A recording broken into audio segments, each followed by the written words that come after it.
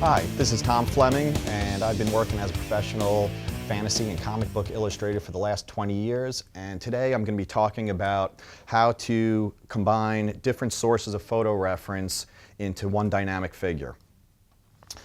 Today I have reference photos that were given to me by a model named Heather Van Dieven, and I am going to explain how I put together different sources of her photo reference to create a character called Deja Thoris, created by Robert E. Howard. I have two different ways that I usually work to create a figure. One is to sit down and just do thumbnail sketches if there's a particular pose that I'm looking for. The other one is to look through my photo reference and find a great shot and use that as a foundation for my drawing. This particular one, I actually went through Heather's archives and found some great poses, and there is usually never a perfect photograph to use. So what I do is combine many different sources and of different body parts, and what I call it is Frankensteining them together to create one perfect pose. In this particular shot, I have this picture that is great for the general torso pose combined with the head. I really liked the lighting on the hair. I liked the overall lighting on the upper torso and the position of the shoulders with the legs. What doesn't work for me is the position of the arms.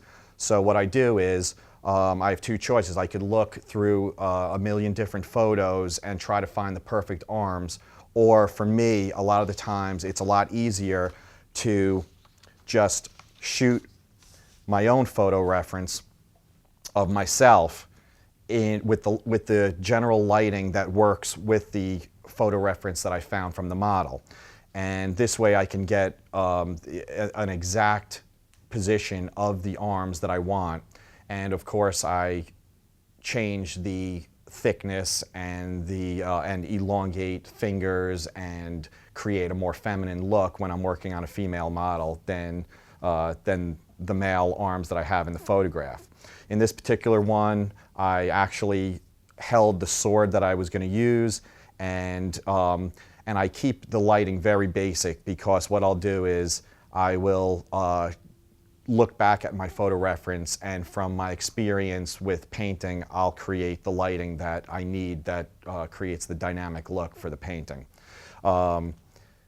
This one here is very important with the shadows and also the musculature of the arm, which we're toning down in the female figure.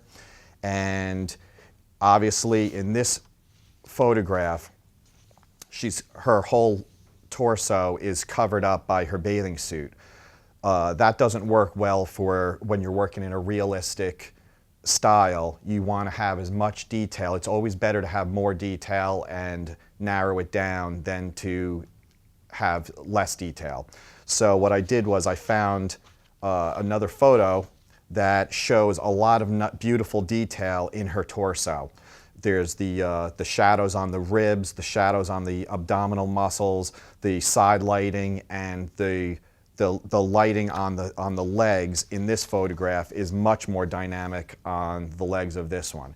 So combined with the anatomy and combined with the lighting, there's great elements in each of these photographs that I'll combine to create the actual figure. As far as the costume goes, I'm gonna have to use my knowledge of design and costuming to create that kind of that real dynamic look. Her costume is 100% based on Art Nouveau. That is something that I'm very familiar with, so this character actually works perfect for me. You want to create a costume that has a dynamic. So flowing cloth always creates motion. You want to use that cloth to create a dynamic. On her headset, creating those outward spirals really creates the focus that brings it into her eyes and her lips, which is very important in a female figure. For the background, I plan on doing a space field.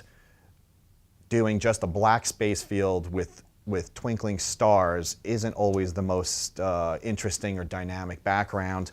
So what I did was I went and did some research and found different photographs from the Hubble telescope. And the Hubble telescope picks up these amazing gas-like forms, and there's always these fantastic colors and swirls and twinkles and all kinds of like really great things going on. And that's what I like to use, which makes the picture, always makes the illustration much more interesting.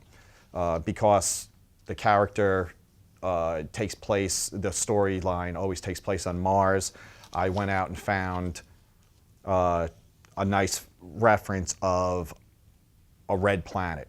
We're going to do, so what I'm going to paint is a red planet with this space field behind her.